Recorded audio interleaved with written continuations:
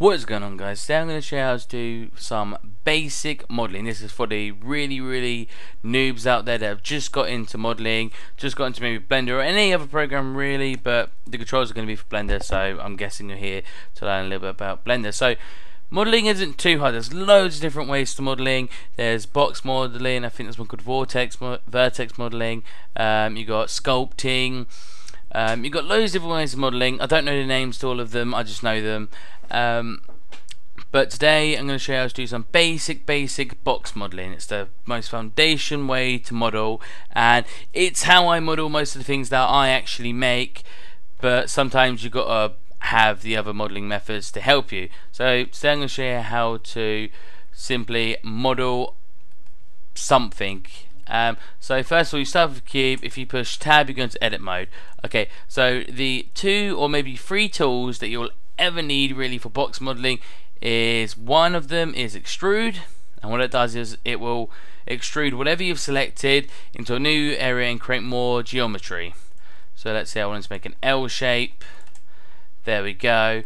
Now the second tool you'll use the most is, let's say, oh actually I want a face here and a face here. I could go like that, extrude that down, go like that, so now I've got 2 faces. So let's say I wanted to make a C. But if I didn't want to do that, because let's see, my object's way too complicated yet. If you press CTRL or Control R, you get this little pink line come up. If I click, it will what's called insert edge loop, and you pick where you want to insert, and you click again, and now it will have inserted one of those new faces. And now I can make my C. And then now if I also, let's say I wanted to make it, now I've decided, oh actually I want to make this an E, insert another edge loop. However, when it's on the pink, scroll up once or as many times as you want, and it will insert more and more edge loops. So let's say I want to insert 2. S to scale. Let's scale that. So like if I had, let's say I've got another cube here, if I show you the very basics of that, look, S will scale it, R will rotate it, and G will grab it and move it around. I'm hoping you guys know the very basics, but if you don't, that's how you do that. So yeah, click back on your C, click tab, and extrude that bit out, and you got an E. Now the last tool you may use for very basic modeling is bevel, and bevel is a very cool tool. So so you can do it this way. You've clicked that little screwdriver, add modifier, and you click bevel, and as you can see, if I mess around with these settings over here, look, width and segments, it will have beveled your E, and what it does is basically gets the corners and it rounds them. If I click apply, you can see what it's done.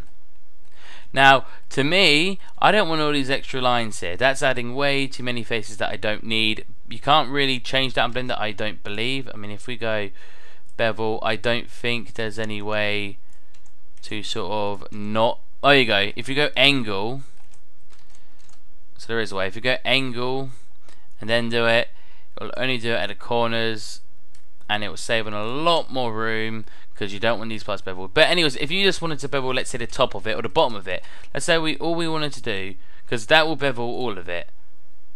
Oh, bevel. And you're like, oh no, I only want to do the bottom. I only want that part rounded. All you got to do, go into edit mode again, select it, space, bevel. Type it in, space, type it in, bevel, or Control B. Go to that, and if you do that, you will see it being beveled. I only want to bevel it a little bit, and as you can see, it is now beveled at the bottoms. And if I did want to bevel it here, let's go to that. I'll bevel it there. But yeah, so let me redo that. So yep, that is exactly how you bevel it. Now, using those 3 methods, I might not actually use bevel. I don't use bevel very often. I tend to just make it how I like it.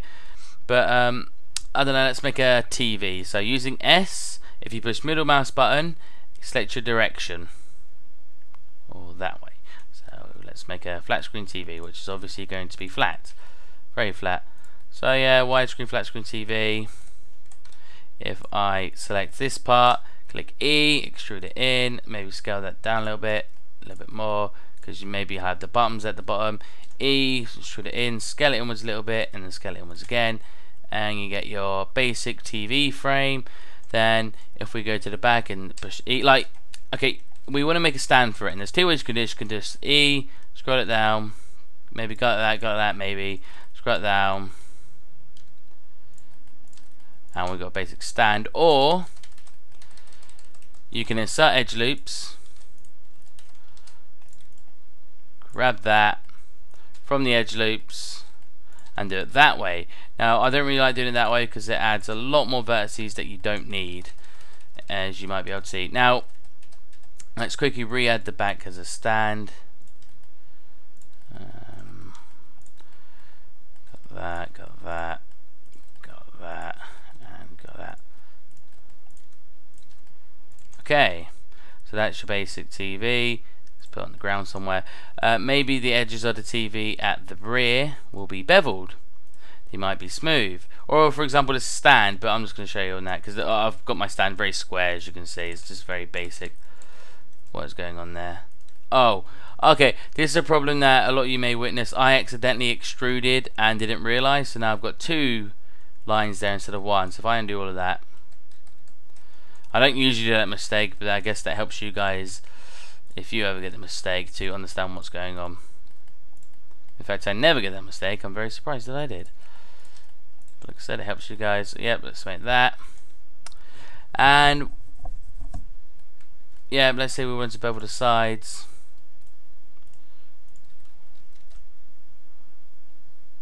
Oh, a little too much. There we go.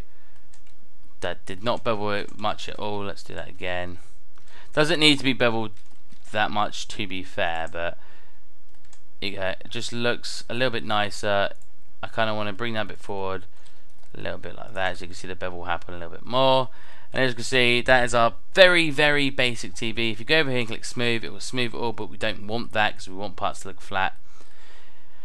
And that's pretty much it. There's one other tool that's very much used for modeling, and that's here. If you click smooth, it will smooth it. If you go on to push tab and go into your faces and you select some, that's not actually smoothing it, it's tricking the camera into smoothing it, but it still does the same effect. If I go shading, click flat, and it will make those ones flat and those ones shaded. And also one other thing, go into modifier again and click subdivide. It will add more geometry to the sphere. I don't know if that it's noticeable on the flat pieces. If I make the entire thing flat and turn it down, turn it up, turn it down, turn it up, turn it up, turn it up, as you see, this makes it smoother, but that will take up a lot more room and you don't really need it. Maybe extrude it twice max and then smooth, and it looks completely smooth anyway. Alright, so I hope this helped anyone who was having a little bit of trouble just getting off the ground on Blender on how to model. I hope this helped. I hope I explained everything. I will rewatch to see if I did. But once again, thank you for watching. If you need any other tutorials and finding out how to do very basic things on Blender, leave a comment and I will respond with a video. Okay, thank you for watching and bye bye.